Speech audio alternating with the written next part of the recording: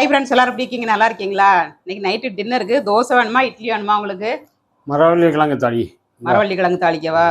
இன்னைக்கு சூப்பர் டேஸ்ட்டில் மரவள்ளி கிழங்கு தாளிக்க போகிறாங்க. வாங்க எப்படி பண்ணுறதுன்னு பார்க்கலாம். மரவள்ளி கிழங்கு வந்து 2 சைடும் மூட்டை வந்து கட் பண்ணிடணுங்க.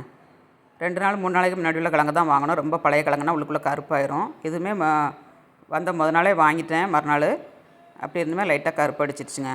சீக்கிரமாக கருப்பு அடிச்சிடும். அதனால் பார்த்து வாங்கிக்கோங்க. நார் இல்லாத கிழங்க வாங்கிக்கோங்க. இந்த மாதிரி கட் பண்ணி தோலை உரிச்சிட்டு சின்ன சின்ன பீஸாக கட் பண்ணிடணுங்க. கறி வைக்கணுனாலும் இதுக்கு மசாலா அரைச்சி போட்டு சோம்பு போட்டு அரைச்சி கறி வச்சு சாப்பிட்டோம்னா அவ்வளோ ஒரு டேஸ்ட்டாக இருக்குங்க. பழைய சாதத்துக்குலாம் அட்டகாசமாக இருக்கும். இப்போ கட் பண்ணி எடுத்தாச்சு. எல்லாத்தையும் கழுவிடலாம். நல்லா வாஷ் பண்ணிவிட்டு நம்ம அடுப்பில் தண்ணி கொதிக்க வச்சுருக்கேன். அதில் போட்டு நம்ம சீக்கிரமாக வேக வச்சிடலாங்க. நறுக்கிட்டு இருக்கும்போது தண்ணி வச்சிங்கன்னா சீக்கிரமாட்டு வெந்துடும். நல்லா கொதிச்சிருச்சு. உப்பும் மஞ்சள் தூளும் போட்டு வேக வச்சுக்கோங்க. மஞ்சள் தூள் வந்து ஆப்ஷன் தான், தேவைன்னா போட்டுக்கோங்க. அல்லாட்டா வெறும் உப்பு மட்டும் போட்டு வேக வச்சு எடுத்துக்கோங்க. இப்போ வடிகட்டி எடுத்துக்கலாம். தண்ணியை வடிகட்டிட்டு நம்ம கடாயை அடுப்பில் வச்சு நல்லா ஒரு ஃப்ரை பண்ண அடுப்பில் வச்சுக்கோங்க. 1 ஸ்பூன் எண்ணெய் ஆட் பண்ணியிருக்கேன். 1 ஸ்பூன் கடுகு, கொஞ்சம் உளுந்தம்பருப்பு போட்டு பச்சை மிளகா, வரமிளகா, வெங்காயங்க எல்லாம் போட்டு தாளிக்கணும். கிழங்கு வந்து ரொம்ப பித்தம் இருக்குங்க. சில கிழங்கு வந்து ஒத்துக்கொள்ளாது. அதனால் தண்ணி நிறைய வச்சு தண்ணியை வடிகட்டி எடுத்துருங்க. இப்போ வெங்காயத்தையும் போட்டு நல்லா வதக்கிக்கிடணும். கருவேப்பிலை தழை போட்டுக்கோங்க. இப்போ எல்லாம் நல்லா ஃப்ரை ஆயிடுச்சு.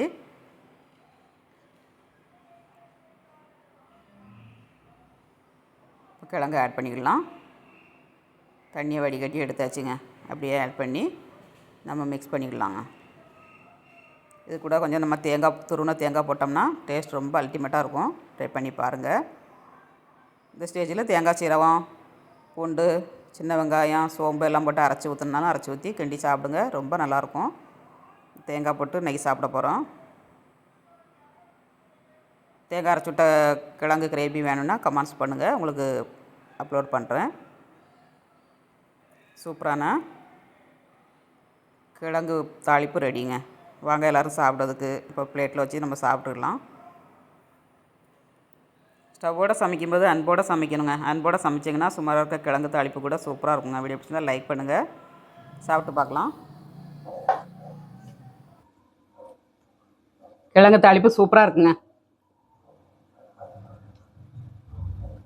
டேஸ்ட் அட்டகாசமாக இருக்குங்க. நீங்களும் உங்கள் வீட்டில் ட்ரை பண்ணுங்கள். மீண்டும் நெக்ஸ்ட்டில் சந்திப்போம். பாய்.